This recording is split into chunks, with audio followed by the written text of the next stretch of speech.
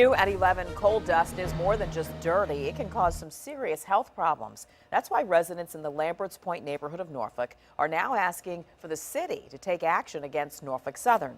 Chopper 10 flew over that area this afternoon. You're looking at the Lamberts Point coal terminal, where rail cars filled with uncovered coal are always on the move. 10 on your side's Jason Marks has both sides of this story. Jason? Nicole, Norfolk Southern officials tell 10 on your side they're doing all they can to help prevent coal dust, but some residents say they can do more.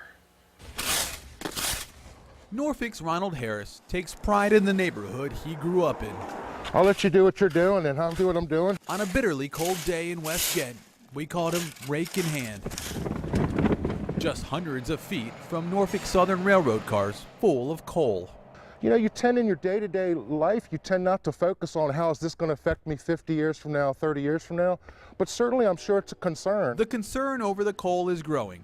Many residents within 2 miles of the Lamberts Point coal terminal suffer from a constant accumulation of coal dust that sticks to cars and houses. This time of year it's not as bad. If you get a real warm day, you can actually see the haze where that beautiful sunset is. Tuesday night, residents pleaded with Norfolk City Council to do something about the floating particles.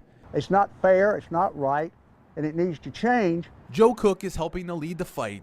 He says the terminal was built in 1962, just 8 years before the Clean Air Act went into effect.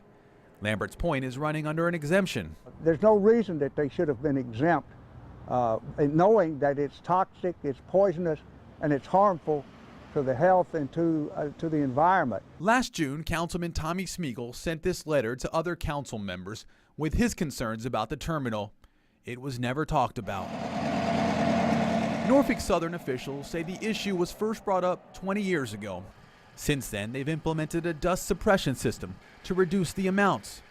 There is also an air monitoring station to gauge the dust level, which is shown to be far less than federal standards. I think they do their best. I mean, how many jobs would be lost if they said shut down the train yard? That just wouldn't happen. Harris says for now, he'll concentrate on what he knows he can clean up. It's a part of the environment in the neighborhood I grew up in.